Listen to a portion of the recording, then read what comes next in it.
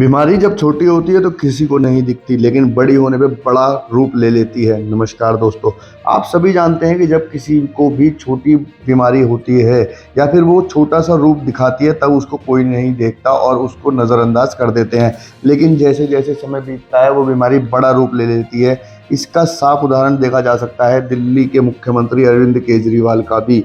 जब वो जेल गए तो ऐसा लग रहा था कि दिल्ली की जनता के ध्यान रखने के लिए वो अपने सीएम पद से इस्तीफा दे देंगे, क्योंकि दिल्ली के अंदर ही नहीं बल्कि हम कहें कि पूरे देश के अंदर जो भी राजनीतिक पार्टी का मुख्यमंत्री रहता है उसके जिम्मे बहुत सा काम होता है। लेकिन वहीं अरविंद केजरीवाल ने दिल्ली की जनता का ख्याल न रखते हुए अपने पद से इस्तीफा नहीं दिया और आम आदमी पार्टी हमेशा कहती रही कि सरकार जेल से ही चलाएंगे, सरकार आराम से जेल से चल सकती है, जनता को कभी भी कोई दिक्कत नहीं आएगी। लेकिन जिस तरीके से हाई कोर्ट ने, दिल्ली की कोर्ट ने एक फैसला सुनाया और कहा कि एमसीडी स्कूलों के छात्रों की दुर्दशा के प्रति दिल्ली सरकार ने बरती उदासीनता, आप समझ सकते हैं कि दिल्ली सरकार निर्णय न लेने के कारण छात्रों को क्या क्या दिक्कतें आ रही हैं। हम आपको बताते हैं। दिल्ली हाई कोर्ट की एक मुख्य पीठ ने एमसीडी स्कूलों के छात्रों को वर्दी व शैक्षिक सामग्री नहीं मिलने पर दिल्ली सरकार के विरुद्ध गंभीर टिप्पणियां करते हुए कहा कि मुख्यमंत्री की अनुपलब्धता, स्थायी समिति का गठन न होना, उपराज्यपाल द्वारा एल्डरमैन की नियुक्ति से संबंधित विवाद,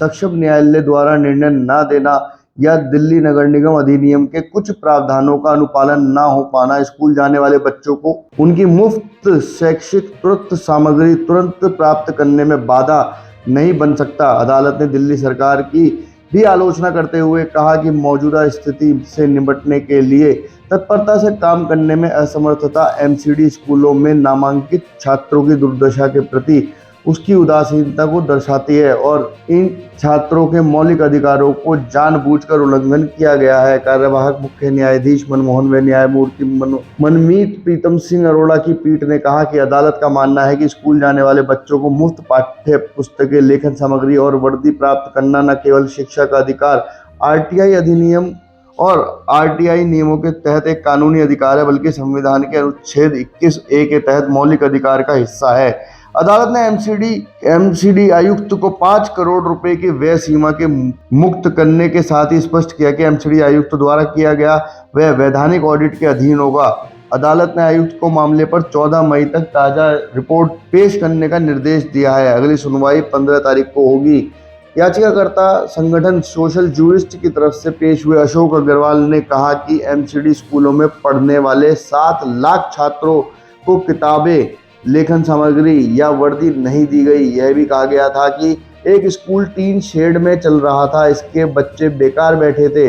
मामले पर 26 अप्रैल को सुनवाई के दौरान नाराजगी व्यक्त करते हुए अदालत ने टिप्पणी की थी कि अगर दिल्ली सरकार चाहती है कि अदालत इस पर टिप्पणी करे तो हम सोमवार को पूरी सख्ती के साथ आदेश पारित करेंगे। हम आपको बता दें कि अदालत ने कहा कि दिल्ली की सत्ता में मौजूद पार्टी आप और एमसीडी आयुक्त को पाठ्य पुस्तकों, लेखन सामग्री और वर्दी के लिए भुगतान करने के लिए अधिकृत करने के संबंध में एमसीडी सदन में स्वतः संज्ञान प्रस्ताव लाने से किसी ने नहीं रोका था। ऐसे में दिल्ली सरकार के वकील का अन्य संस्थानों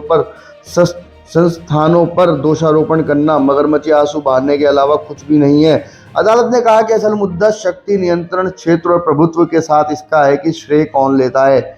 आप सभी जानते हैं कि जिस तरीके से दिल्ली के मुख्यमंत्री अरविंद केजरीवाल जेल के अंदर है, निश्चित ही कहीं ना कहीं कोई ना कोई निर्णय पर प्रभाव पड़ता है। लेकिन अरविंद केजरीवाल शायद इस बात को मानने के लिए तैयार नहीं है कि उनकी इस्तीफा देने से कोई और मुख्यमंत्री यदि बने तो निश्चित ही दिल्ली की जनता को कोई भी दुविधा नहीं होगी और दिल्ली की जनता आसानी से अपने जीवन का यापन कर सकेगी। लेकिन यदि दिल्ली के मुख्यमंत्री अरविंद केजरीवाल इस्तीफा नहीं देते और इसी तरीके से अपने आप को अंदर से ही सरकार चलाने के लिए बाध्य करते रहते हैं तो निश्चित ही देश की जनता, कहें देश की राजधानी की जनता को सफ़र करना पड़ रहा है। और इसका बहुत बड़ा उदाहरण आप सभी ने देखा कि जिस तरीके से छात्रों को वहाँ पर सामग्री नहीं मिल रही थी क्योंकि मुख्यमंत्री अपनी सीट पर नहीं थे।